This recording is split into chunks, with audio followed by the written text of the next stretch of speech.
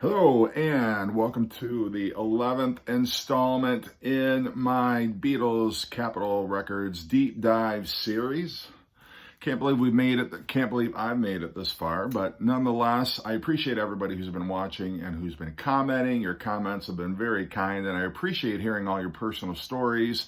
When you got the album, what the album means to you, whether you prefer it over the UK counterpart. So great job, everybody. I do always appreciate reading the comments. So today we're here to talk about Magical Mystery Tour. And I'm not going to talk about the US Revolver album because essentially it's missing 3 songs, and that's the only difference between its UK counterpart. It really doesn't warrant a discussion on its own. So hopefully people weren't waiting for a Revolver episode. It's just not going to happen. I think I covered as much as I had to say about the US Revolver in my yesterday and today episode. So, like I said before, we're here to talk about Magical Mystery Tour. This was released in December of 1967, and to just kind of back our story up where we had left off, Revolver had been released in the late summer of 1966, and then we know in the late fall of 1967 and early 1967, the Beatles recorded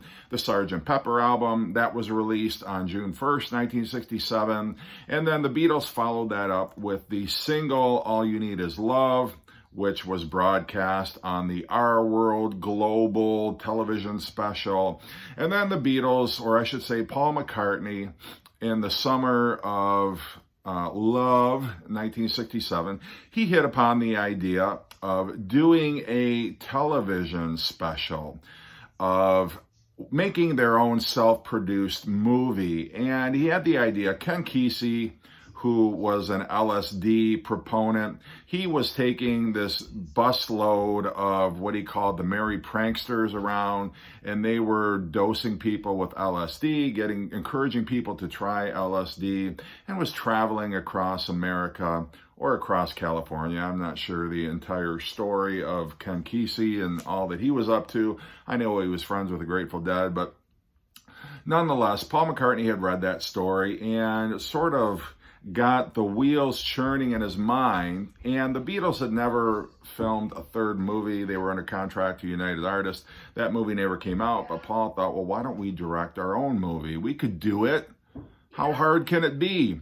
And so anyway, Brian Epstein passed away in, I believe, the early fall of 1967. So he was not there to sort of help them see this vision to completion. And so the Beatles were kind of left to their own devices. And so Paul and John and George and Ringo got together, and they didn't even really have a script. A lot of this was entirely improvised. All they had was kind of a pie chart where they subdivided different segments that they wanted to see in a movie.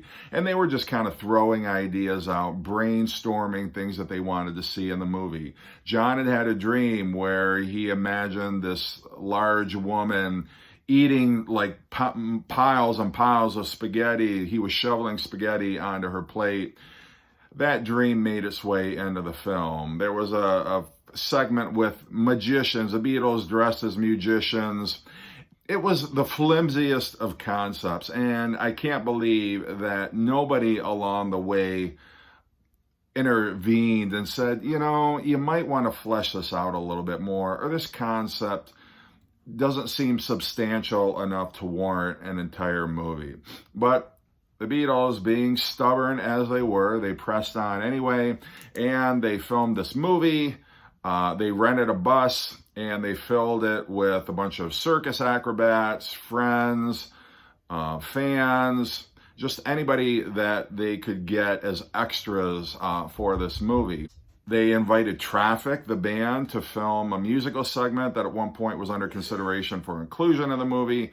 Didn't end up working out. But nonetheless, they did finish the movie. They filmed it in color. They filmed it entirely on their own with a lot of handheld cameras. And the movie is basically unwatchable unless you're a diehard Beatles fan. There's some cool videos to be sure, but for the most part, you have no idea what the hell is going on. You know, there's all these people on the bus. You don't know why they're there. You don't necessarily know where they're going. They just make stops at random places. There's this car chase in an airfield, which makes no sense. It's not exciting in any way. It's very surrealistic. I will give it that. It's very bizarre. It's one of the most bizarre films you will ever see.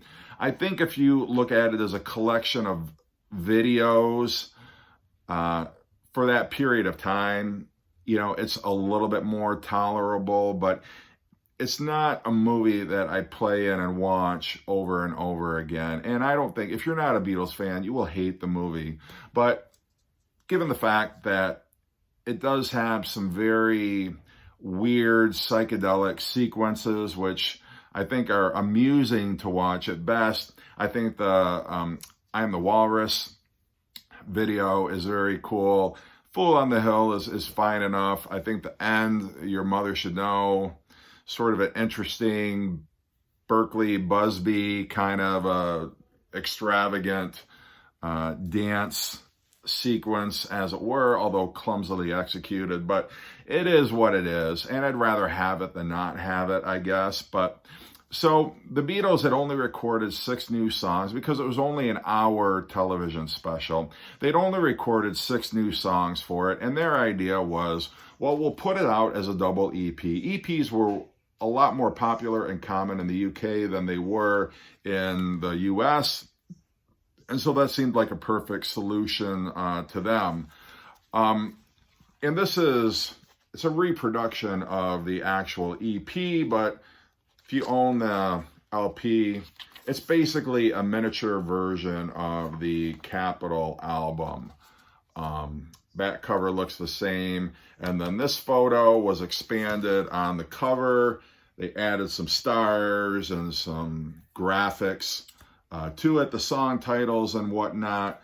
So this was the UK, and Capitol Records, in their wisdom, said, we're not doing that. We're going to do like we always do. We're going to take the 6 songs from this album, slap them on side 1, and then we're going to take the collection of A-sides and B-sides from some recent singles and put that on side 2. So you've got the Hello Goodbye A-side, which had I Am the Walrus on the B-side. You've got Strawberry Fields Forever and Penny Lane. That single is on here. You've got Baby, You're a Rich Man, which was the flip side to All You Need Is Love. And then you've got All You Need Is Love. So basically, the 1967 singles found their way onto the B-side of this album. And I've not met anybody who has ever taken issue with Capitol for doing that. I think it makes for an outstanding long-playing record. You've got some of the Beatles' best music from 1967 on here. And as an album, it is fantastic. And that there's no, you know, the album itself received no criticism. The movie was just savaged by critics. Number one, because it was such a disjointed, confusing plot. There wasn't really a plot. And then second of all, in the BBC, it was shown the day after Christmas, which in the UK, if you don't know, is a holiday called Boxing Day. And it was shown in black and white. And so not only, I mean, even in color, the movie is a muddled mess. But in black and white, I can't even imagine people tuning in and watching it. So the movie did not get kindly reviewed by critics. So just a really deluxe pack. It just came out in December of 1967, so it hit for the Christmas market. Most early pressings have the booklet in the gatefold. This is my stereo copy of it, and I've also got the mono copy here, but it's hard to find a copy where the booklet is still attached just because it's a really thick booklet. It tends to fall out, but both of mine happen to be attached. Very lucky for that. But yeah, I think it's one of their better albums. Great song selection. Watch the movie at your own risk. This is a kind of a counterfeit German copy of it that Aaron Mutha-Alamer sent me.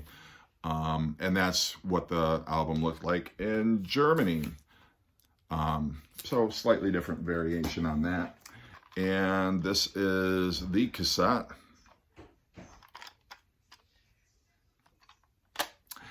And that's my take on that. Hope you've been enjoying the series. And next up, we're going to talk a little bit about Hey Jude.